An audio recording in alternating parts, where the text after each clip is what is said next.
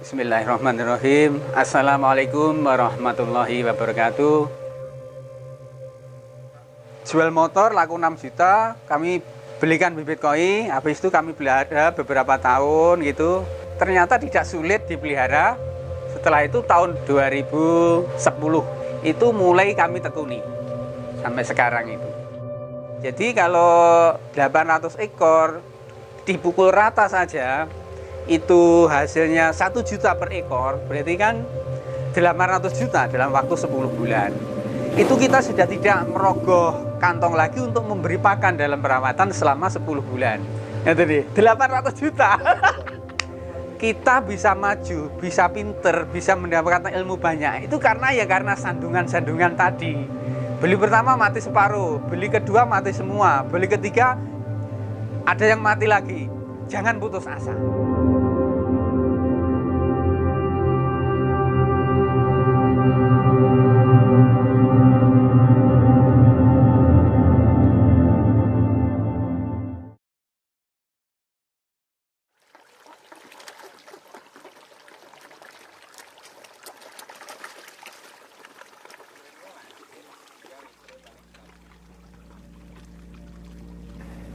Awal-awalnya kami tertarik dengan koi ini dan kami mengusahakan koi ini. Dulu kami adalah pecinta koi, kami pelihara di rumah, di kolam rumah, di taman begitu. Setelah itu kami punya pikiran, wah koi ini harganya mahal dan bagus dan banyak yang berminat. Akhirnya kami mendirikan koi ini, perusahaan koi ini. Nama breeder kami atau perusahaan kami adalah Satria Koi. Satria itu menurut kami adalah simbol dari kekuatan, sebuah dedikasi, simbol keperkasaan. Jadi orang yang memelihara koi ini nanti akan timbul keperkasaan fisik dan mental, juga punya keperkasaan di hati atau pemikiran. Karena begitu memelihara koi kita merasa lebih bersemangat untuk menjalani hidup gitu. Dulu kami waktu masih susah gitu, kami meraba pekerjaan apa kira-kira yang cocok untuk kami. Waktu itu kami mencoba, ya pernah menjadi tenaga kerja ke luar negeri, pernah. Setelah pulang dari luar negeri, kami juga usaha macam-macam, perkebunan, peternakan. Ternyata tidak kami sadari usaha koi yang waktu itu belum 100% kami tekuni, ternyata kok malah membawa hasil yang baik. Pemeliharaannya juga kami mudah karena mungkin kami cocok dan cinta dengan koi. Setelah itu hasilnya ternyata juga banyak yang berminat sampai ke luar kota. Akhirnya membawa keberhasilan dan keberuntungan di dalam finansial dari koi itu. Akhirnya kami tekuni sampai sekarang itu.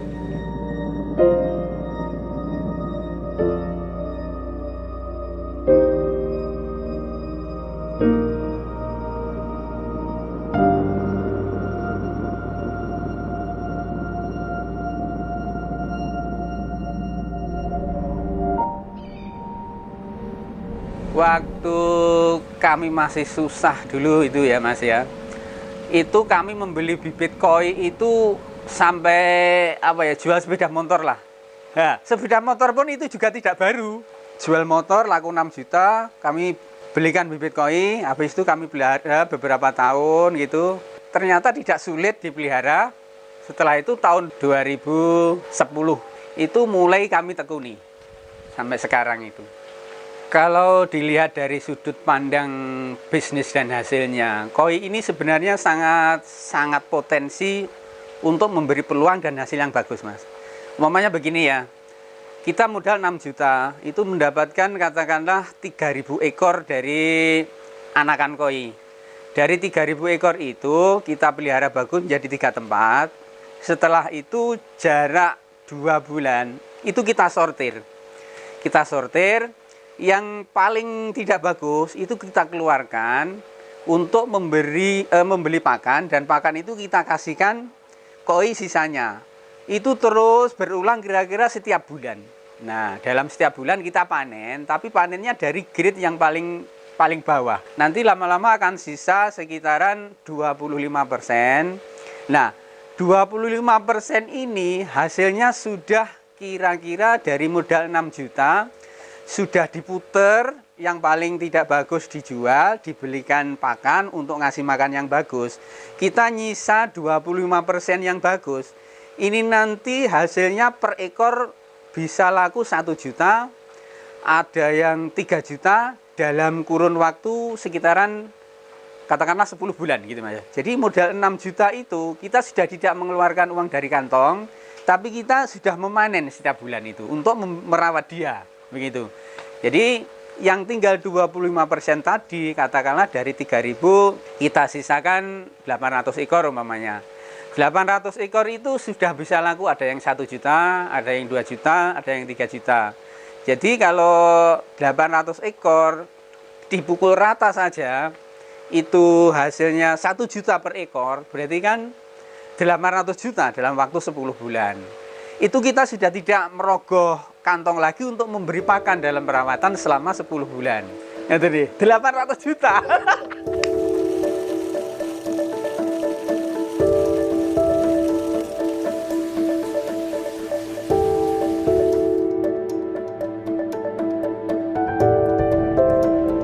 Faktor yang membuat kita sukses dalam usaha ini, sebenarnya ini juga dalam segala usaha, tapi khususnya koi ini, pertama keyakinan kita bahwa usaha ini akan sukses. Yang kedua, kita merawat koi ini harus sepenuh hati, tidak boleh setengah-setengah.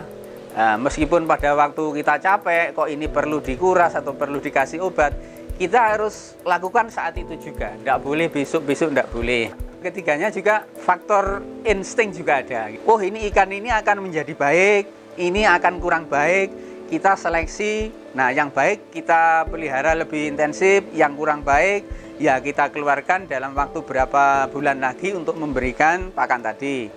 Terus yang terakhir yang menggarisbawahi dari usaha koi berhasil adalah menciptakan pasar sendiri. Artinya tidak dititipkan teman, ya kan? Kalau kita titipkan teman, nanti harga jualnya 2 juta, mungkin dipotong pajak, dipotong apa, kita tinggal nerima 1,5. Ini juga kita sudah rugi, jadi mengurangi keberhasilan tadi.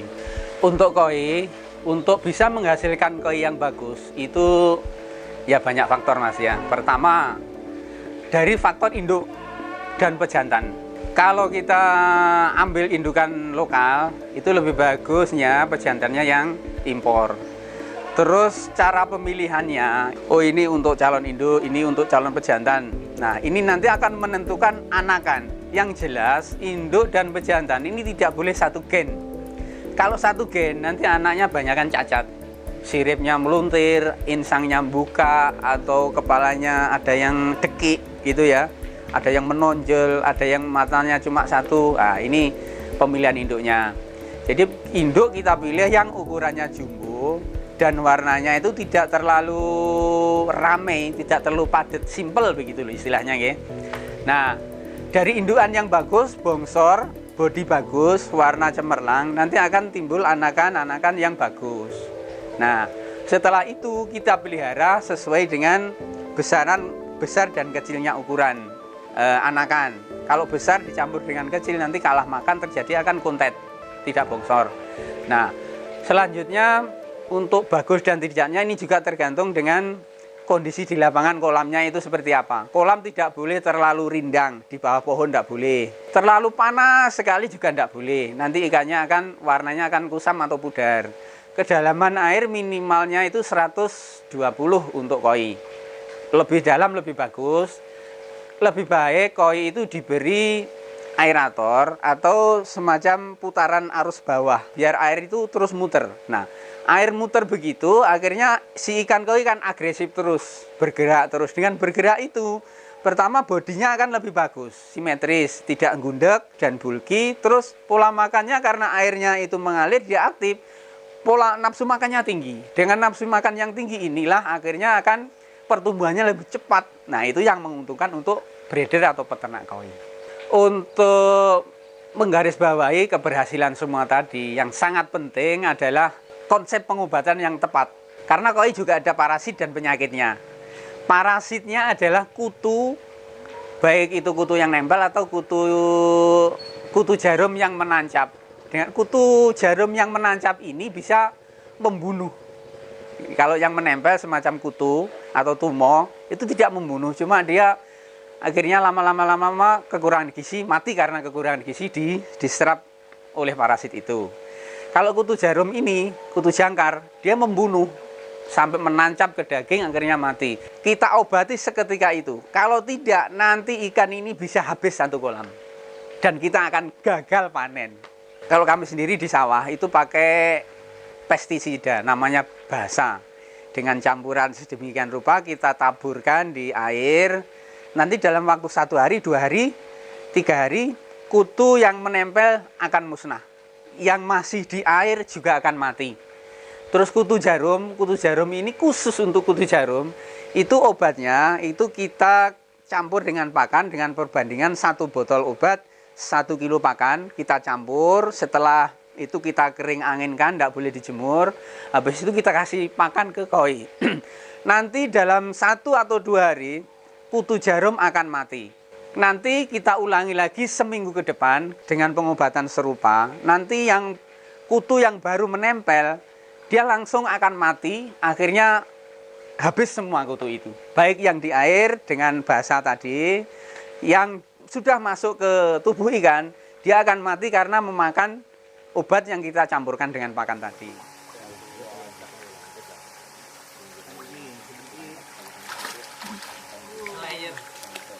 Untuk kerapatan ikan di dalam kolam, sebenarnya ini juga akan sangat pengaruh dengan pertumbuhan ikan itu sendiri.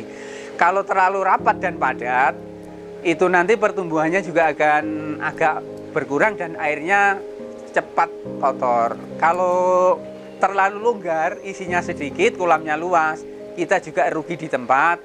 Karena apa? Mestinya isinya 1000, kita kasih 100. Nah, itu kita juga kurang maksimal hasilnya.